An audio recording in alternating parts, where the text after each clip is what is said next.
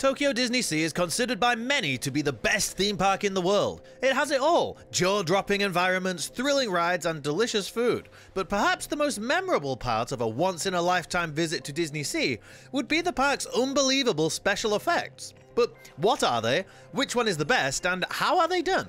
I'm Jordan, I live near Tokyo Disney Resort, and when I'm not making videos about the place, I'm going there. So I'm excited to share my top 10 special effects at this incredible park. You're probably expecting to see some super high-tech special effects in this video, and you definitely will, but sometimes the more simple and old-school technology is even more impressive due to its humble nature. Long before projection mapping, pyrotechnics, or animatronics was some crude technology that amazed and astounded those who saw it.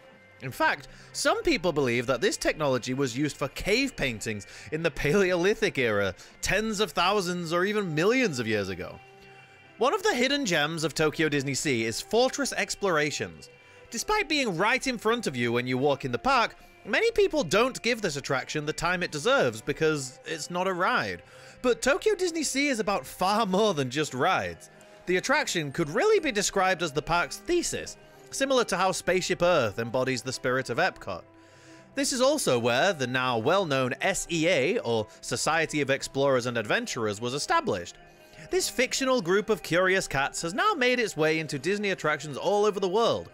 Fortress Explorations is something of a headquarters for the group, where they can dock up, share and explore ideas, and run scientific experiments on the geothermal power of Mount Prometheus, the active volcano it's built into. Fortress Explorations is a wonderful place to explore, like an adult playground. You'll find these remote-controlled boats, which have their own weather system, this beautiful wall art with a lens to make it look three-dimensional, and the breathtaking Chamber of Planets. This room is the beating heart of DisneySea, and the instant you step in there, you understand why people think so highly of this theme park. The Gregorian chanting playing as you turn dials to move the planets around the sun, still a novel idea in the time that the attraction is set in. But our special effect isn't found in any of these places. The ancient technology I talked about earlier is the camera obscura, essentially the first iteration of a projector. This effect is achieved simply by using a lens and a mirror to see the outside of the room projected flat onto the table. This technology was thought to have been used for paintings and even cave drawings, where the artist would simply paint over the projection, done through a glass lens or even an animal hide. Whilst this effect won't leave you dumbfounded like some of the later ones in this video will, it's a testament to the maturity of this park that they wanted to highlight some of the cutting-edge technology of a forgotten time. If you're enjoying this video and want regular videos on the Tokyo Disney parks, be sure to subscribe. If you want to support the channel further, please check out the Patreon, the link is in the description. Thank you so much to everybody who's done that. Tokyo DisneySea has changed a lot since its 2001 opening, and a big part of that has been the addition of more Disney characters. Whilst the park always had Mermaid Lagoon and Arabian Coast, based on The Little Mermaid and Aladdin, it has always dealt with complaints that there isn't enough for young children to do. It's for this reason that the park invested in the biggest Disney parks expansion of all time, Fantasy Springs, adding a whopping 4 new rides based on Peter Pan, Frozen and Tangled. But the park have been trying to add more familiar Disney characters for a while now. In 2017, they rethemed the fan-favorite Storm Rider into Nemo and Friends Sea Rider, which we'll talk about a bit later. But even back in 2012, they added Story Mania to the American waterfront area of the park. Some fans were concerned about the larger-than-life toys coming to this romanticized version of 1920s New York, but the Imagineers did do an incredible job. They added the Toyville Trolley Park, inspired by Luna Park and other boardwalk attractions. Whilst this area does feel very separate to the rest of American waterfront, you can't deny that it's nice to look at, especially in the evenings. The Toy Story Mania ride will be familiar to anyone who's been to either of the American Disney resorts, but as you can see, the packaging of the ride is quite different here.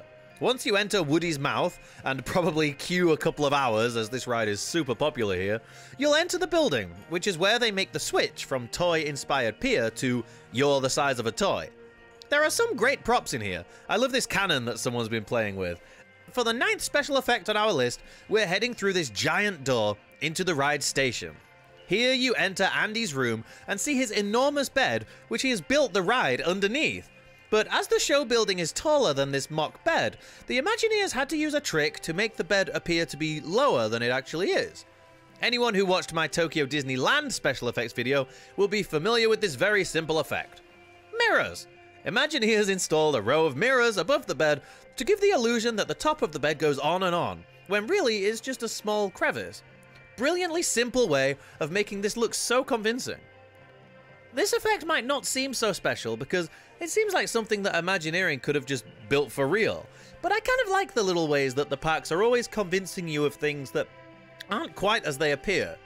This next effect is another one that a lot of people take for granted as they assume that it's real, but it's actually an illusion. Long before the park started adding more Disney characters, one of the areas that most impressed guests, and still does to this day, is Mysterious Island. This stunning area is probably the most jaw-dropping area of any Disney park ever. Even now, after living here for 5 years, every time I see it, I get all hot and sweaty, and the area is home to 2 rides, Journey to the Center of the Earth and 20,000 Leagues Under the Sea. And when you make the entrance of your ride look like this, you'd better have a fantastic ride to back it up. Whilst Journey definitely packs more of a punch, a lot of people come away really appreciating just how unique 20,000 Leagues is. The ride takes you into a submersible vehicle which goes under the sea. I'm not sure how far, where you discover a sunken shipwreck before being attacked by a giant squid, losing all power, and then being rescued by creatures who live in an advanced civilization at the bottom of the ocean and use magic crystals as a power source. Which will sound very familiar to anyone who's seen this movie, which was released the same year DisneySea opened. Funnily enough, they play the soundtrack to Atlantis in Port Discovery at DisneySea, but I'm getting distracted, aren't I? While some people are disappointed that the ride isn't more thrilling, or that the vehicles are a little cramped and the viewing porthole is small, people always enjoy being able to go underwater like this. Except, guess what? You didn't go underwater at all. None of this is underwater. After the tragic degradation of the 20,000 Leagues ride at the Magic Kingdom in Walt Disney World, Imagineers realized that the key to longevity is to avoid water wherever possible, which is exactly what they did. To achieve the effect, the movement of the seaweed is done in an extremely convincing way, but the big thing that makes you feel like you're underwater is that you can see the water, you can see the bubbles. This is done in a similar way to other Disney submarine rides, with a layer of water in between the glass window panes, in which they release some air which rises as bubbles, making it seem like the vehicle is diving. This may seem obvious, but you'd be surprised by how many people come off this ride absolutely convinced that they've been underwater. The water below the vehicles in a station is a brilliant move too. It's kind of funny that the park is called DisneySea, but the ride about going into the sea isn't the big e-ticket of the park. That would be its neighboring ride, Journey to the Center of the Earth, which has almost nothing to do with the sea. But who cares? It's amazing! Considered the greatest ride ever made by many, Journey to the Center of the Earth has it all. Immersive queue and pre-show, gorgeous environment, a beautiful score, the last that Buddy Baker, the man behind the Haunted Mansion and Pirates of the Caribbean soundtracks, would compose before his death, and a thrilling finale. It feels like a true culmination of everything Walt Disney Imagineering have learned over the years, and whilst the thing most people come away from it talking about is the mind-melting lava monster, the ride has a few different tricks up its sleeves. Before we even board the ride, we enter the Terravator, which takes us down into the mining base. Fooled again, the Terravator actually moves up, but with the lighting, sound effect, and fans, it gives the illusion of hurtling downwards. It also has a very distinctive smell. Once you've enjoyed the sights and sounds and smells of the Terravator, you see this enormous machinery working hard to mine? Excavate? I don't know, but it looks very cool. It's crazy that they built this enormous moving prop, and you don't even get a good look at it. It's like they don't want you to see it. After you've boarded some of the best ride vehicles in the world, your first stop is the Crystal Caverns. A fittingly magical start to the experience, which really draws you into this subterranean world. The Mushroom Forest is probably my favorite part. I just love these little guys so much. Make them as plushies and I will buy them all. There's also these little jumping buddies which work with a black beam moving them up and down, but with the UV environment and the movement of the legs, it's very convincing. But we'll find the next special effect of our countdown in the next area of this ride, which just seems to go on forever. In one of the few parts of the ride to really take a strong influence from the original novel, the Endless Lake really does just go on and on. In Verne's original story, he describes an underground lake so vast that it has its own weather patterns. which riders will know very well, as while you're peering into the distance, a lightning bolt suddenly strikes right next to the vehicle, making everyone in the vehicle jump. Every time. So how is this done? The Endless Lake is a version of forced perspective, a term Disney Parks nerds have all heard way too often at this point. This is often used for buildings where they will design higher elements to be smaller to make them appear further away. Like this ridiculous tiny little beast castle. Our beast castle's so much better. I'm so sorry, guys. This is sort of like that, but on its side. The rocky elements at the back of the scene gradually get smaller and smaller until they're tiny, really selling the illusion that the lake goes on for miles. It doesn't read that great on video, but when you see it for real life, it's a striking moment seeing this enormous space suddenly open up in front of you. Using forced perspective to make a space look huge is one method, but another that is used more these days is projecting onto giant screens. Probably the first case of this is the popular flying theater ride Soaring, which, despite opening in 2001 at California Adventure and being seen in early DisneySea plans, wouldn't come to the park until 18 years later. Although you wouldn't know that from looking at the show building. It looks like it's been here forever. Whilst the actual ride is almost identical to those found at other Disney parks around the world, what makes this one the most beautiful is the packaging. Notice a common theme with this park? The ride continues the theme of the nearby fortress explorations and adds a new member to the Society of Explorers and Adventurers, Camellia Falco. Obsessed with aviation from a young age, Falco constructed this museum dedicated to the dreams and designs that have aimed to get us into the skies for millennia, perfectly priming us for the magic and wonder of our own flight. Before we board the vehicles, we're invited to take a look around her gallery, where we can see a painting of Falco alongside a statue of her bird friend, Aletta. This is where we'll find our next special effect. Another one that isn't really done justice on camera, this painting suddenly comes to life, being given 3D depth, whilst the shadow of Aletta's statue starts flying around the room, bringing life and magic to other paintings, whilst telling the story of Camellia's love of flying and invention. I remember opening day at this ride, and this room just being full of gasps and awes, which you still hear to this day. It's a beautiful and subtle effect, which really catches you off guard and perfectly sets the tone for this unique experience.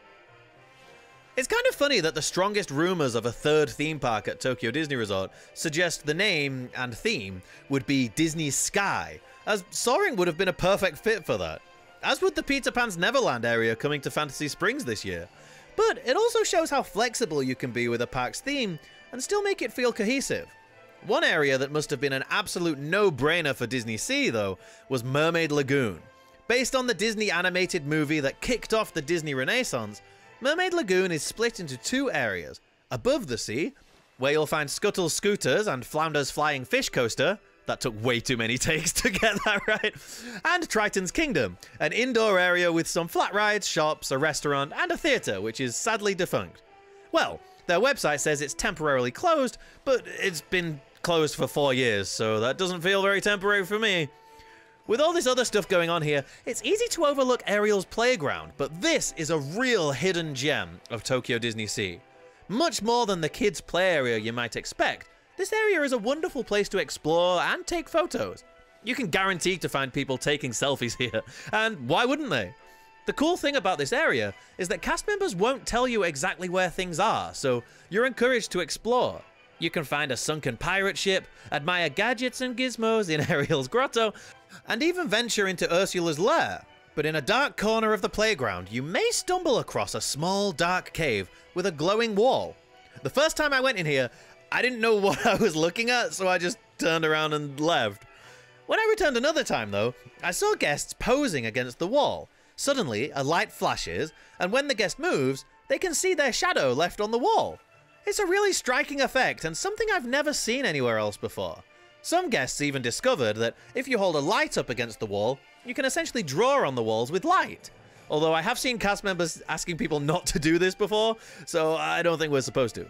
So, how does this magical wall work? Well, funnily enough, it's made of something you probably have somewhere in your home.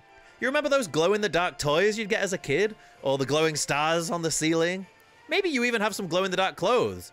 These things will glow, but only if they're exposed to light first. This wall is essentially a giant glow-in-the-dark toy, so the areas that are lit up will continue to glow and the darker areas won't. Very cool effect. I'm surprised we don't see elsewhere. Another beloved Disney franchise that is right at home at DisneySea is Finding Nemo. The first Finding Nemo attraction guests could experience at Tokyo DisneySea was Turtle Talk, which opened in 2009. In this interactive show that's aimed at younger guests, we meet Crush the sea turtle and get to ask him questions. The whole show is in Japanese, so I don't recommend it unless you're fluent in Japanese, and even then there are probably better uses of your time in the park. But my daughter loves seeing the turtle bounce off the crowd with his funny responses. However, as impressive as this digital puppet is, this next special effect on our list is in the other Finding Nemo attraction in the park, which is actually in an entirely different area. Yeah, sadly in 2017, OLC replaced the fan favorite Storm Rider with the cute but forgettable Nemo and Friends Sea Rider. This is a simulator similar to Star Tours, but the vehicles are a lot bigger. It also has randomized sequences, but like Star Tours, this seems to diminish the draw of the ride rather than enhance it. When I first came to the park, this ride was brand new and always had a 2-hour-long queue, which is definitely not worth it. But these days, it's one of the less popular rides in the park, so it's a sweet little ride that you may as well try if you have the time. One of the things that elevates the experience is the pre-show, in which a cast member talks with us about the cutting-edge technology which is going to be used to shrink down our Sea Rider vehicle so that it can interact with the fish, which also explains why the vehicle looks like a cute little fishy. To demonstrate the technology, they use a model of a vehicle and shrink it right before your eyes. It's just occurring to me now how strange it is that they take a small version of the full-size ride vehicles and then shrink the small version to make it even smaller. Anyway, the effect is pretty cool and gives the pre-show a nice punchy moment. But you can probably guess how it's done. Those same bubble effects we saw in 20,000 Leagues are used in the glass to conceal the model, which isn't actually underwater. It's then projected onto before quickly moving up out of sight and being replaced with the smaller version. A simple trick that adds a bit of real-life magic to this otherwise screen-based experience. One ride at DisneySea which is absolutely jam-packed with physical effects is a fan favorite that was copied from the Californian version, but changed in some significant ways to make the effects more reliable. I find it remarkable that this ride still only exists in 2 of Disney's resorts around the world, but I guess it seems like it won't be that way for much longer. I'm of course talking about Indiana Jones' adventure, Temple of the Crystal Skull, which opened with the park back in 2001. Yes, that's 7 years before the Crystal Skull movie came out, so while you won't see Shia LaBeouf in here, you will see a ton of wonderful practical effects. Once you've made your way through the incredible queue and boarded the vehicles, you set off on a thrilling adventure through this forbidden temple. One of the first effects you'll see are these lightning bolts that zap around the walls. Simple quickfire neon lighting, but the effect looks striking. You can also see this effect in 20,000 Leagues when the submarine zaps the giant squid trying to attack us. Next, we see Harrison Ford before taking a left turn and having the big reveal of the temple. Those who've ridden California's version will immediately notice that 1, this room is blue instead of orange, and 2, there is a whirlwind in the middle of the room. This was to replace the infamous ice effect from the original version, which used to drop chunks of ice from the ceiling to make it seem like the ceiling was falling down, but it was too problematic to keep using. OLC, the owners and operators of Tokyo Disney Resort, wanted a more reliable effect, and whilst the whirlwind does actually work, there are definitely times where it's very thin or even impossible to see. When it's in full force though, it's very, very cool. A smoke machine and 2 powerful fans lock the smoke into an indoor tornado, which, with the lighting, gives the space a really supernatural look. But I don't think it's the best special effect of the ride. After seeing this, you'll dart through skeletons, you'll see the most awful dated projections which desperately need replacing, until eventually you see the iconic boulder hurtling towards you. Whilst you appear to move backwards, in actual fact the entire room moves forwards before you dart down, and whilst this effect is crazy in the scale of how it's done, there's a Tokyo exclusive effect just before it, which I think is the best in the ride. The vehicle stops as we encounter this giant face which yells at the trespassers before firing a smoke ring right into the guests. I don't recommend using Google Translate to find out what he's saying because he really wants you to leave. What makes this so cool is that it literally hits you in the face. How often can something in a ride do that? The effect is very cleverly done too, as whilst the smoke ring is being launched at the vehicle, there are several strips of lights on the ceiling that are perfectly timed to light up the ring as it moves, giving it a more solid, fiery appearance and making it much more visible. As impressive as this effect is, it's just one small part of what makes this ride undoubtedly one of the best in the world. Staying in the Lost River Delta area of the park is another thing with a fiery appearance. Fire! Like I talked about in my Tokyo Disneyland special effects video, there's nothing quite like actual hot flaming flames of fire. Tokyo DisneySea have a few instances of using actual fire, and some fake fire too. We can see the old fabric fire effect in Sinbad, and we can see real flame jets in Journey to the Center of the Earth. I'm grouping these next two fiery effects together because they both use real fire, but they do it in quite different ways. The first one will be something very familiar to anyone who's visited the park, and probably anyone who's seen any videos of the park ever.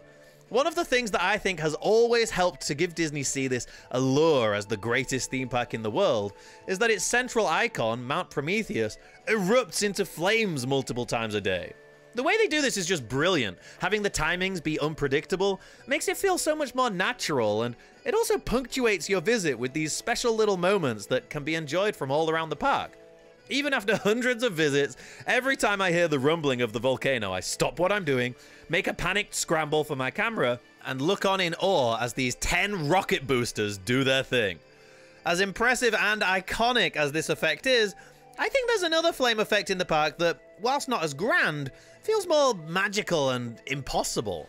In 2006, Indiana Jones' Adventure finally got a neighboring ride, Raging Spirits, which, despite it being a relatively short roller coaster with a small footprint, was one of the most expensive roller coasters ever made, simply due to the high level of theming around this attraction. This is another ride that's enhanced by the guests being hit in the face with smoke, but the first thing you'll see before you even get in the queue for this ride is this enormous monument, which is not only a water feature, but the water is on fire? This seemingly impossible effect is actually achieved in quite a simple way. If you put gas underwater, it still burns just like it would above water. However, anyone who grew up playing Pokemon knows that fire is weak to water, so seeing the two together is a mind-bending experience for a lot of people. So, we've had erupting volcanoes, shrinking submarines, and magical caves, but when I started making this video, I knew exactly which effect would be at the top of the list. And it won't be a surprise to anyone who has experienced it, as it never fails to leave guests with that "how did they do that" feeling.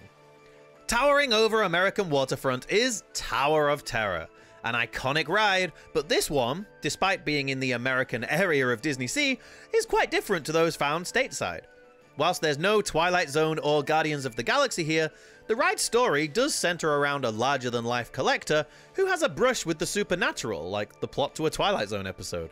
Harrison Hightower had pillaged and plundered wares from all over the world, believing himself to be deserving of them simply from the virtues of his wealth and power. However, on New Year's Eve 1899, he went up to his penthouse with his newest acquisition, the cursed idol Shiriki Utundu. But when the elevator crashed back down to the ground, Hightower's body was nowhere to be found. In fact, the only thing that was in the elevator was the cursed idol. Now it's the 1920s, and the abandoned hotel has been opened up for tours. We're invited to take a look inside before seeing Shiriki Utundu in Hightower's office. But what happens next amazes anyone who sees it. The stained glass window starts moving, which, strangely enough, isn't the only Tokyo Disney pre-show with an enchanted stained glass window, but anyway, the glass then smashes and we see Shiriki Utundu come to life, his eyes glowing and his mouth pointing into a mischievous grin, before completely vanishing before your eyes. The effect is actually very simple, but the way the lighting works, along with how quick it is, just make it mesmerizing. But the way it's done is actually kind of obvious when you think about it. As great as this illusion is, it suffers from the too perfect problem. This is a term magicians use when a trick only has one way it could possibly be done. When that's the case, that must be how it was done. In this case, the stand that Shiriki Utundu is perched upon is the only place he could really go, so that's where he goes. But again, with the amazing control of the lighting and the sheer quickness of its movement, it's an incredibly compelling effect, and one of the best special effects Disney have ever made. But if you want to see the #1 best effect Disney Imagineers have ever created, that's next door at Tokyo Disneyland. And you can see that along with 9 other incredible special effects from that park in this video.